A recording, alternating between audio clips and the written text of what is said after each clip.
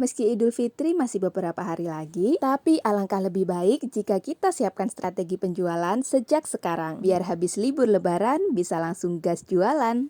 Kita tahu bahwa tradisi Idul Fitri di Indonesia sangatlah beragam. Mulai dari mudik ke kampung halaman, halal bihalal, dan yang nggak ketinggalan bagi-bagi angpau lebaran. Lalu bagaimana hubungannya dengan strategi penjualan kita?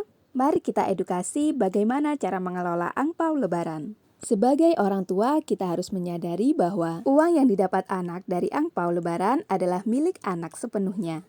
Dan tugas kita adalah mengajarkan pada anak bagaimana cara mengelola uang tersebut. Mengutip dari financedetik.com, kita bisa mengajarkan prinsip 3S, yaitu social, saving, dan shopping. Dengan komposisi social 10%, shopping 40%, dan presentase terbanyak adalah saving sebesar 50%.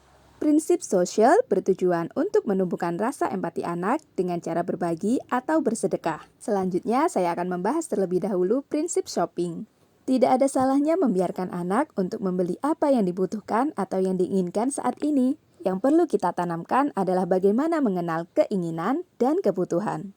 Kebutuhan adalah sesuatu yang harus dipenuhi, sementara kalau keinginan masih bisa kita tunda, sehingga anak bisa tahu mana yang harus diprioritaskan. Prinsip terakhir, tapi yang tidak kalah penting, adalah saving. Kita perlu mendidik anak untuk meraih keinginan dengan terencana, agar anak mengerti bahwa tidak semua hal bisa dipenuhi saat ia menginginkannya. Kita juga tidak perlu khawatir untuk terlalu dini mengenalkan investasi pada anak. Karena Warren Buffett saja, seorang investor yang terkaya, merasa terlambat berinvestasi, padahal sudah mulai berinvestasi di usia 11 tahun.